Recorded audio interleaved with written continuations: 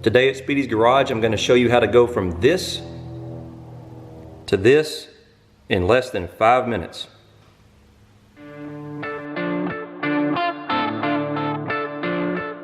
But first, there's been a little bit of drama at Speedy's Garage this week. So you may have seen a couple of weeks back where I competed at the NMCA Blue Grass Nationals at Beach Bend Raceway in Bowling Green, Kentucky. And as part of that, I claimed I won the 1100 index class.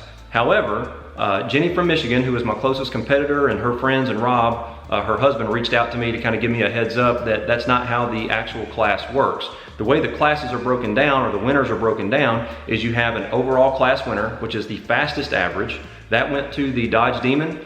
He had the race computer installed with the skinny front tires and was running 1040s. His average was 1040 something. And then you had me, who ran closest to 11. I had slowed the car down from the normal 1050s or 1060s that it would normally run to get it to run in that 1100 class. And that's what I was solely focused on. I didn't think about anything else. Thought I had accomplished my mission. And when they called the awards, they called Jenny up first as the 1100 index class winner. Well, then they called me up as runner-up. And I assumed I was runner-up to the index 1100. I pulled the gentleman to the side at the winner's circle and I said, hey, was this correct or not? And he kind of looked at me and he says, no, I think you actually did win the 1100 class. And he says, we'll make it up to you at a future event, send us an email and this and that. Well, Jenny's husband, Rob, reached out to me on YouTube and educated me on how the actual rules for that race class work. And what you get is a fastest car, which was that Dodge Demon. Then you have a runner-up for the entire, Hemi shootout. That's what I was awarded, since there were no other cars between me and that Demon. And then after those two awards are awarded, then they break out the index class winners. You have the 15, 14, 13, 12, 11, 10, whatever. And so technically I did not win the 1100 class. Jenny, you won. I wasn't trying to take anything away from you. I hope it didn't come across like that. So that put me as the runner-up. It makes Jenny from Michigan as the 1100 index class winner. Okay, so this segment isn't about me bragging about being runner-up to the Hemi shootout. It's more about me setting the record straight. Jenny and Rob reached out to me and were a little bit concerned that I claimed I won the 1100 index when technically I did not. Those are the sharp eye would notice on the previous video that SRT Mush ran a 960 in the Hemi shootout, and you would question, why wasn't he the overall winner? And the answer is, it's a all runs rule set, which means if you compete, you have to make all 3 passes for your average.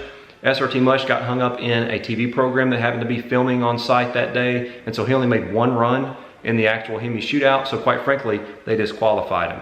I wish I had known all of that was going to occur, because I would have reconfigured the car a little bit to run closer to that Demon that had the 1040s. I don't think I would have had enough to actually compete with him at that level because of the DA. However, it would have been cooler to have my 3-run average to be in the 10s on the leaderboard. Now, with all that out of the way, back to your regularly scheduled program. So I often get asked, how do I keep my car so clean, even though I take it to the drag strip with doing the burnouts in the water box and the rubber getting all over the quarter panels and whatnot. How do I keep it clean for the cruise-ins and the car shows that I enjoy going to, considering my car has to do double duty as not only a car that I take to the drag strip, but one that goes to cruise-ins. So today I'm going to show you the very simple method that I've found that works pretty well. It's very quick, which is important to me because I want to spend more time driving my car and less time cleaning it. It's cost effective, which is also important, and it's easy. For starters, when I first get to the track and I jack up the rear of the car to actually swap on the race tires, while the wheel is off and I have full access to the wheel liner, I spray the inner liner, the plastic black fender liner, with this product. It is a motorcycle cleaner that I had really good luck with back when I used to ride motorcycles. It would remove bugs and things of that nature very easily. So I spray this liberally all inside the wheel liner, inside the wheel well, and just dab it with a microfiber cloth so I don't wipe it all off. It's got a little bit of wax in it, but it's really just a spray detailer. So probably any spray detailer with a little bit of wax will work. I've also heard of people using like a non-stick cooking spray, which I plan to try. I'm actually gonna try that too. But spraying this inside the wheel well will make it super easy to clean at the end of the day. When you take your race tires back off to put your street tires back on, you can just wipe out the wheel well with a cloth, and all of that rubber and debris will just come right out. Next, and I've talked about this before, this Duplicolor Clear Wrap. This is a protective spray. You basically spray several light coats on the area that you want to protect. It will dry clear, and ensuring that you put enough coats on will cause it to peel off basically like a rubber decal. And so I spray this, I tape off the fender, the rear fender behind the back tire, and I spray 5 or 6 light coats of this on the fender and then remove my tape, and I basically get the protection that you see. A lot of people, they put that blue painter's tape on their car when they go to the track. I've done that myself. It's just ugly. This stuff is about $9 a can, and one can will do my car probably 4 or 5 times. I've used this a lot. It always works well. The thicker you put it on, the easier it is to get off and the better it works.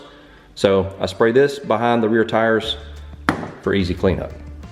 After I remove the custom wrap, any real stubborn areas like the edge of the wheel well where the paint actually is and you're not on that plastic, that black plastic liner yet, I use a heavy detergent on a microfiber towel, and I like Crud Cutter. It's cheap and effective.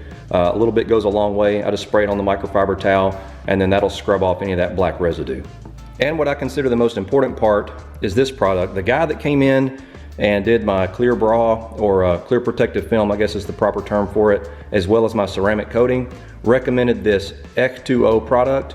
And it's a product that can be a waterless wash as well as a spray detailer, and it actually fortifies the ceramic coating that you put on the car, and it depends on the ratio that you mix it up with distilled water as to what it actually will become, whether waterless wash or spray detailer.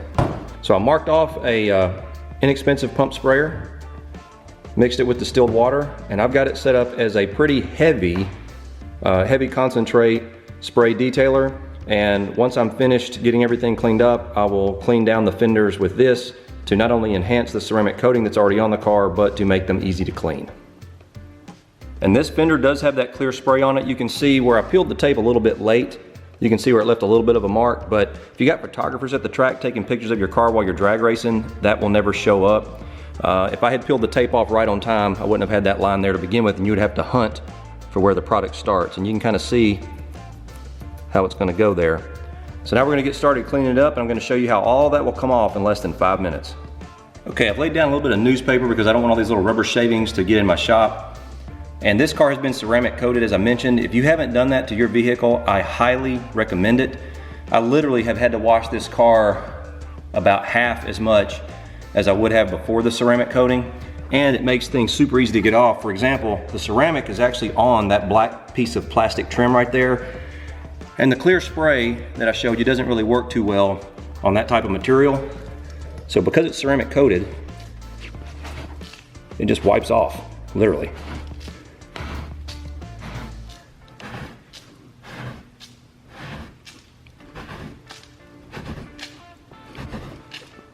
Now that we got that cleaned off, I'm just gonna start peeling off this clear protector that we put on. And you go nice and slow so you don't break it, because it'll come off in one sheet if you're careful.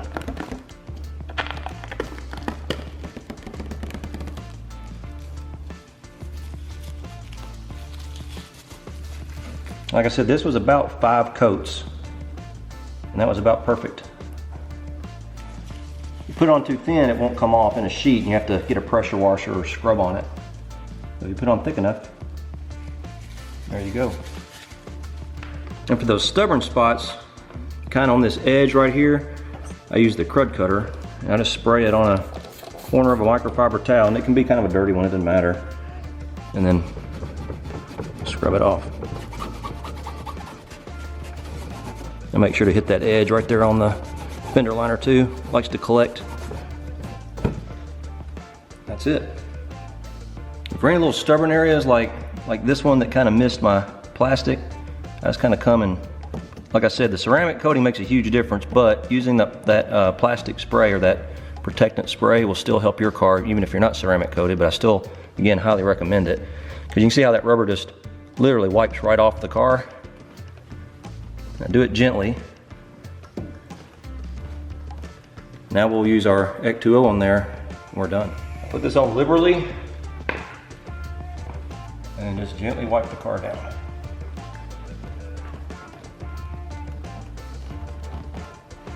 It even smells good. Make sure to turn your rag frequently to a fresh, clean side.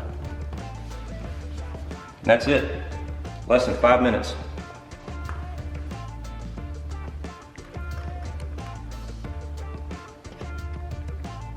And there's a shot of what the fender liner looks like. You can see it's pretty clean.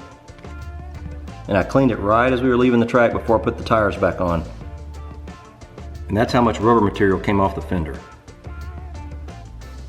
So quick and easy, just like I promised. If you'd like to see some more of my tips and tricks that'll help your car go as well as show, be sure to visit my website, speedysgarage.net. Don't forget to hit subscribe in the bottom right-hand corner, and I hope to see you out there.